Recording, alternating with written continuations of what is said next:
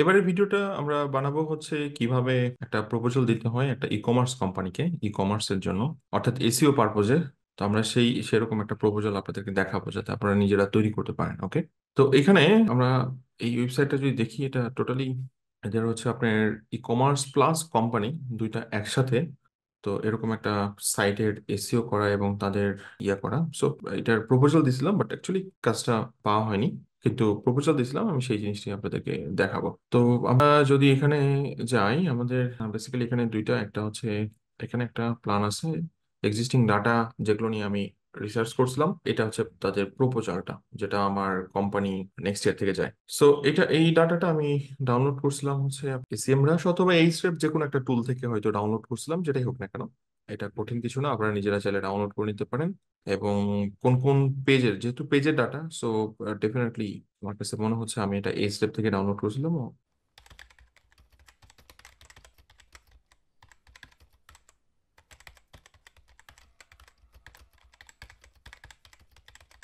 আপনারা যদি digital marketing সেক্টরে নতুন হয়ে থাকেন অথবা অলরেডি ডিজিটাল মার্কেটিং সেক্টরে কাজ করতেছেন, তারপরেও আপনাদের প্রয়োজন হতে পারে বিভিন্ন টাইপের ইন্টারভিউ কোশ্চেন অথবা কেস স্টাডিজ অথবা পোর্টফোলিও বানানোর বিভিন্ন টিপস।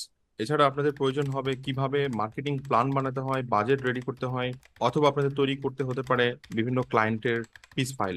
এই ফ্রি কোর্সের মাধ্যমে আপনারা সমস্ত কিছু জানতে পারবেন। আপনি জাস্ট লগ ইন করেন bongio.thinkific.com, লিঙ্কটা আমি ডিসক্রিপশনে দিয়ে রাখবো। আপনি এই কোর্সে জয়েন করেন ফ্রিতে, এবং এখানে যে সমস্ত চ্যাপ্টার গুলো আছে প্রত্যেকটা ভিডিও আপনি যদি শেষ করেন, আপনি পুরা গাইডলাইনটা পেয়ে যাবেন এবং শিখতে পারবেন নিজে নিজেই যে কিভাবে অ্যাকচুয়ালি প্ল্যান বানাতে হয়। ধরেন ব্লগিং ইন্ডাস্ট্রির জন্য অথবা ই কমার্স ইন্ডাস্ট্রির জন্য, দেন মিডিয়া বাইং এর জন্য কিভাবে বানাতে হয়, ওয়েব অ্যানালিটিক্স, সোশ্যাল মিডিয়ার কন্টেন্ট মার্কেটিং, সব ধরনের প্ল্যান আপনারা এখান থেকে বানাতে পারবেন। এবং শুধু তাই নয়, আপনারা এখানে পোর্টফোলিও তৈরি করতে পারবেন। এখানে দেখেন পোর্টফোলিও সেকশন আছে, যেখানে আমি আরো ভিডিও আপলোড করব ডে বাই ডে।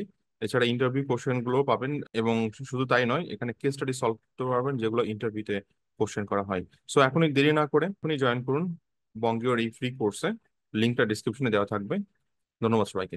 এটা ট্রাফিক ডাটা দেখাচ্ছে, ট্রাফিক চেঞ্জেস দেখাচ্ছে, ট্রাফিক ভ্যালু দেখাচ্ছে, কিওয়ার্ড দেখাচ্ছে। সিলিং ফ্যান এই পেজটা সবচেয়ে বেশি র্যাঙ্ক। এটা বেসিক্যালি ট্রাফিকের উপরে ফিল্টারিং করা হয়েছে। আচ্ছা, এখানে দেখাচ্ছে কোন কোন কান্ট্রির জন্য, কোন কোন কিওয়ার্ডের জন্য। সো এখানে ডিটেলিংটা দেওয়া আছে। তো এখান থেকে আমি বের করলাম যে কোন পেজগুলোর আসলে কন্টেন্ট দরকার। তো স্ক্রিমিং ফগ থেকে আমি কিছুটা আইডিয়া নিয়েছি। স্ক্রিমিং ফগ থেকে আইডিয়া নিয়ে বের করছি বেসিক্যালি কোন পেজগুলোর মধ্যে একদমই কন্টেন্ট নাই বললেই চলে। তো এখানে কিছু পেজ আমি এরকম ভাবে বের করছি, স্পেশালি ক্যাটাগরি। আপনারা হয়তো জানেন যে ই কমার্স ওয়েবসাইটে আপনার প্রোডাক্ট পেজে যদি আর্টিকেল দেওয়া যায়, সেটা তো অবশ্যই বেটার। প্রোডাক্ট পেজে দেওয়াটা একটু কঠিন, কারণ ধরেন একটা ই কমার্স ওয়েবসাইটে 2, 3, 4, 5 হাজার প্রোডাক্ট থাকে, প্রত্যেকটার মধ্যে ইন্ডিভিজুয়ালি ইউনিক আর্টিকেল ঢোকানো অনেক টাফ, খুবই কস্টলি। যদি পসিবল হয় তাহলে তো খুবই ভালো, কিন্তু নর্মালি ঢোকায় না। আর্টিকেল ইন্ডিভিজুয়াল ইয়েতে দেখা হয় না। শুধুমাত্র এভারগ্রিন প্রোডাক্ট, যেগুলো যেগুলো সব সময় সেল থাকে এবং সারা বছর চলে, যেগুলো স্টক থাকে, সেগুলোর মধ্যে আর্টিকেল দেওয়া যেতে পারে। কিন্তু ই কমার্সের অনেক প্রোডাক্ট অবসোলেট হয়ে যায়, আপনার আনপাবলিশ করা হয়, ডিলিট করা হয়, প্রোডাক্ট স্টক আউট হয়ে গেলে সেই প্রোডাক্ট মার্কেট আউট হয়ে যায়। সো অনেক ব্যাপার থাকে, এই জন্য আর্টিকেল পেজ নিয়ে কম কাজ করা হয় ই কমার্স ইন্ডাস্ট্রিতে। সবচেয়ে বেশি কাজ করা হচ্ছে ক্যাটাগরিতে। সো এখানে আমি টোটাল যতগুলো ক্যাটাগরি বের করছি, এখানে 46 ক্যাটাগরি আছে দেখেন। সো 46 ক্যাটাগরির আমার আর্টিকেল মাস্ট লাগবে। সো আমি প্রত্যেকটা ক্যাটাগরিতে 1,000 থেকে 1,500 ওয়ার্ডের আর্টিকেল লাগবে, এইভাবে আমি একটা প্ল্যান তৈরি করছিলাম। সো এটা হচ্ছে প্রাইমারি প্ল্যান, যেখানে আমি প্রথমে ক্যাটাগরিতে আর্টিকেল পুশ করব শুধু আর্টিকেলের জন্য, কিন্তু অন পেজ এসইও আমি প্রোডাক্ট পেজগুলোর মধ্যে করব, সেরকম প্ল্যান দেওয়া হয়েছিল। প্রোডাক্ট পেজগুলোতে আগে আর্টিকেল দেওয়ার কোনো রিজন দেখি না, কারণ অনেক বেশি কস্টলি হয়ে যাবে। এবং আপনি যদি প্রথমেই তাকে প্ল্যান দেন যে ইন্ডিভিজুয়াল প্রোডাক্ট পেজের মধ্যে, আপনি হয়তো অনেকে বুঝতেছেন না, এটা হচ্ছে ইন্ডিভিজুয়াল প্রোডাক্ট পেজ। দেখেন এখানে যদি কন্টেন্ট ঢুকান, এরকম তাদের প্রোডাক্ট আছে ধরেন 3,000, তাহলে 3,000 আর্টিকেল লাগবে। আপনি যদি সেরকম একটা বাজেট দেন, ক্লায়েন্ট অ্যাকচুয়ালি আপনার কাছ থেকে এসইও সার্ভিস নেবে না, কারণ আপনার বাজেট প্ল্যানে অনেক বেশি টাকা দেখাতে হবে। বাট আপনি যদি ক্যাটাগরি গুলো ভাগ করেন, সেখানে যতগুলো ক্যাটাগরি আছে, আমি সবগুলো ক্যাটাগরির মধ্যে বেসিক্যালি আর্টিকেল দিব। সো আমি ধরেন সার্কিট ব্রেকার, এই সার্কিট ব্রেকার এটার নিচের দিকে আমি আর্টিকেল প্লেস করব, ধরেন 1,500, 2,000 ওয়ার্ডের আর্টিকেল। তাহলে আমার আর্টিকেল লাগছে 40টা। আমার মেইনলি র্যাঙ্ক করানো দরকার এইগুলো ক্যাটাগরি পেজ র্যাঙ্ক করলে একসাথে অনেকগুলো প্রোডাক্ট ইউজাররা দেখতে পাচ্ছে। সো কোনো ব্যক্তি গুগলে সার্চ দেয় যে সার্কিট ব্রেকার ইন বাংলাদেশ, তাহলে আমাদের র্যাঙ্ক করতে হবে হচ্ছে ক্যাটাগরি পেজ। ই কমার্সে এইটা হচ্ছে ম্যান্ডেটরি। বাট যদি ইন্ডিভিজুয়ালি আপনার র্যাঙ্ক করতে চাই, সেটাও করা পসিবল। আমরা তাহলে ওভাবে এখানে কিওয়ার্ড, কারণ প্রোডাক্টের নাম যা থাকবে আগে পরে আমরা প্রিফিক্স সাফিক্স অ্যাড করব। এবং যদি ক্লায়েন্টের বাজেট থাকে তাহলে তখন আমরা এখানে আর্টিকেল পুশ করব প্রত্যেকটা প্রোডাক্টের জন্য। সো আবার বলছি, ই কমার্সে বেসিক্যালি প্রথমে আমরা ক্যাটাগরি চুজ করি, যদি ভালো পারফর্ম করে এরপর ক্লায়েন্টের কাছে আরো বাজেট চাই ইন্ডিভিজুয়াল প্রোডাক্ট পেজের জন্য। ওকে, আদারওয়াইজ প্রথম টার্গেটটা আমাদের ইয়েতেই থাকে, ক্যাটাগরিতে থাকে। আর ব্যাকলিঙ্কের কথা যদি আসি, ব্যাকলিঙ্ক কিন্তু আমরা বেসিক্যালি ইন্ডিভিজুয়াল প্রোডাক্ট পেজে করি না ই কমার্স ইন্ডাস্ট্রির জন্য।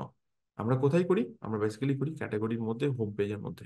ওকে, কারণটা কি? ওই যে বারবার বলছি, একটা প্রোডাক্ট পেজ আজকে আছে কালকা নাই, এই প্রোডাক্টটা স্টক আউট হয়ে গেলে এই পেজটা আনপাবলিশ হয়ে যাবে। সো তখন বুঝতেছেন ব্যাপারটা কি হয়।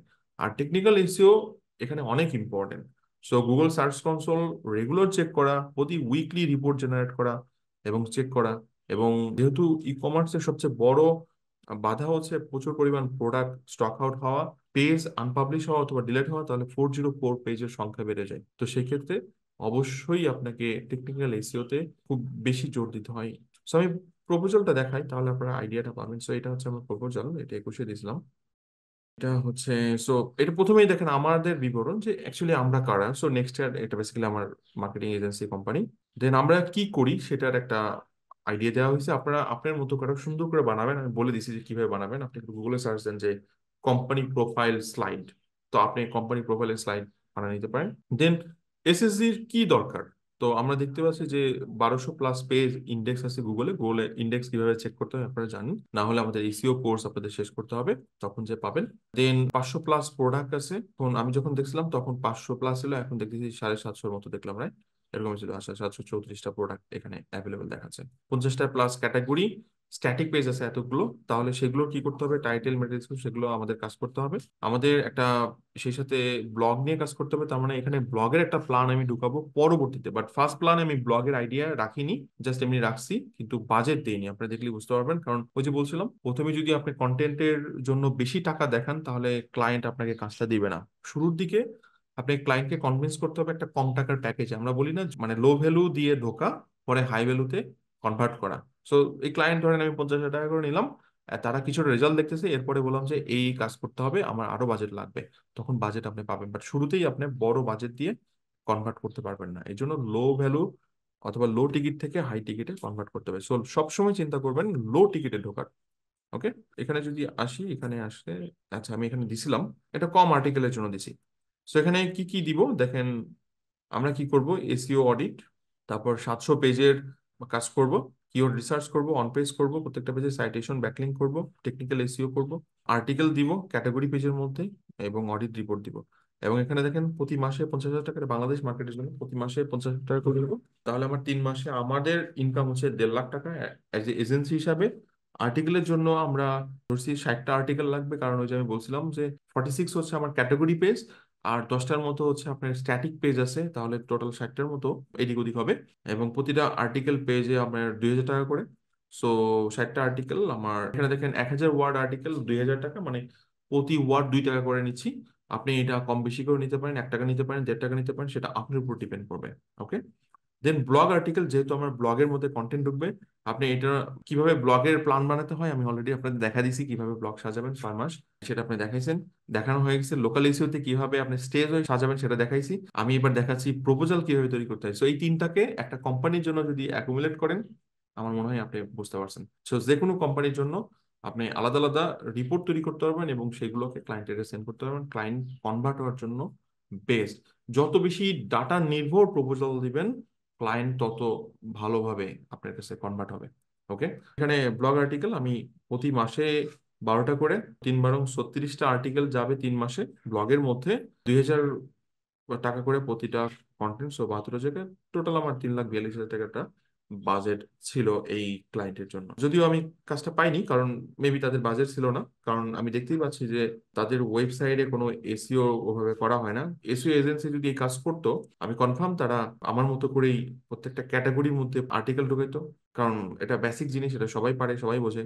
ইভেন প্রত্যেকটা টাইটেল ওভাবেই অপটিমাইজ করা হতো। আমরা যদি একটু তাদের পেজ দেখি, দেখেন এই যে মেটা ডিসক্রিপশন মিসিং, এখানে কোনো ওভাবে কিওয়ার্ড সেট করা নেই, তার মানে বোঝা যাচ্ছে তাদের এখনো কোনো বাজেট তারা দেয়নি। তারা বাজেট এখানে ইমপ্লিমেন্ট করেনি। সো ধরে নিচ্ছি যে তারা কাউকেই কাজটা দেয়নি। সো তারা এসিও তে খুব একটা কাজ করে না, খুব একটা ইনভেস্ট করতেছে না, বোঝাই যাচ্ছে। এই হচ্ছে আমার টোটাল প্ল্যান অথবা বাজেট। এবং পেমেন্টটা কিভাবে নিব, আমরা প্রথমে 50% পেমেন্ট নিব, অর্থাৎ আমার কাজের পেমেন্টটা নিব। আর্টিকেলের ফুল পেমেন্ট নিব, কারণ আর্টিকেল এমন একটা জিনিস যেটা আমার পকেট থেকে দিতে হচ্ছে। ওকে, আর বাংলাদেশে এটা আসলে হয় না নর্মালি।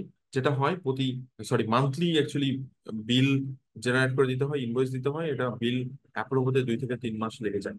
এবং এই বিলিং সিস্টেম গুলো নিয়ে আমরা এজেন্সি বিজনেসের মধ্যে ডিসকাস করছি। আপনারা এজেন্সি বিজনেসের কোর্সটা শেষ করলে তখন ভালো মতো বুঝতে পারবেন যে এই বিলিং গুলো কিভাবে হয়ে থাকে এবং কি কি পেপারস লাগে কোম্পানির জন্য, আমরা সেখানে ডিসকাস করছি। ওকে, সে রিকোয়ারমেন্ট আমার ক্লায়েন্টের কাছে কি কি লাগবে সেটা আমি ক্লায়েন্টকে জানাচ্ছি। ডিসক্লেমার দিয়ে দিচ্ছি, এটা খুব ইম্পর্টেন্ট। আমরা যেহেতু এসইও অ্যাকচুয়ালি গ্যারান্টি দেওয়া সম্ভব না, বাট অপটিমাইজ করলে এটা, যদি 3 মাস বলছি, বাট 4 মাস থেকে এটা র্যাঙ্কিং রেজাল্ট পেতে পারে আর কি, এমনও হতে পারে। হ্যাঁ, এরকম অনেক ক্লায়েন্টের ক্ষেত্রেই হয়েছে। আচ্ছা, তো সেক্ষেত্রে আমরা গ্যারান্টি দিচ্ছি না, কারণ এখানে বলে দিচ্ছি কারণটা। ওকে, আচ্ছা, কি কি ক্লায়েন্টের কাজ করছি এটা জাস্ট পোর্টফোলিওর আপনার নিচে অ্যাড করছেন। তো এটা হচ্ছে একটা প্রপোজাল।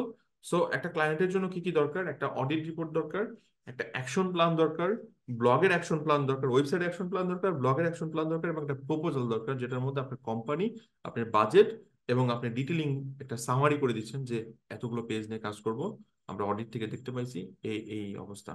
ওকে, তো আমার মনে হয় আপনারা পুরো কনসেপ্টটা বুঝতে পারছেন এবং এটার মাধ্যমে একটা ধারণা পাইছেন যে ই কমার্সের কোম্পানির জন্য কিভাবে একটা প্রপোজাল তৈরি করতে হয়, কোন মডেলে কাজ করতে হয়। এবং ই কমার্স এসইওর আমাদের 2 ঘন্টার ভিডিও আছে। আপনারা যদি এসইও পারেন, ওই ভিডিওটা দেখলে এনাফ। যদি এসইও না পারেন, তাহলে আপনি আগে ই কমার্সের ওই ভিডিও দেখা উচিত হবে না। আমাদের সেকশনে আছে যেখানে আপনি ই কমার্সের ওই 2 ঘন্টার ভিডিও, ই কমার্স এসইও করতে পারবেন। এটা মানে কোনো বড় বিগ ডিল না যে আপনি এটা করতে পারবেন না, বাট জাস্ট আগে এসইও নলেজটা আপনার প্রয়োজন হবে। ওকে, এই আমাদের কোর্সের মধ্যে কিন্তু আপনি পেয়ে যাচ্ছেন যে কিভাবে এজেন্সি বিজনেস সেট আপ করে, আপনি কিভাবে এসইও শেখে, কিভাবে এসইও করতে হয়, সবকিছু শিখে ফেলতেছেন, ই কমার্স এসইও শিখে ফেলতেছেন। Okay, thank you guys. Next ভিডিওতে আমরা কোম্পানির এসইও প্ল্যান নিয়ে ডিসকাস করবো। Thank you.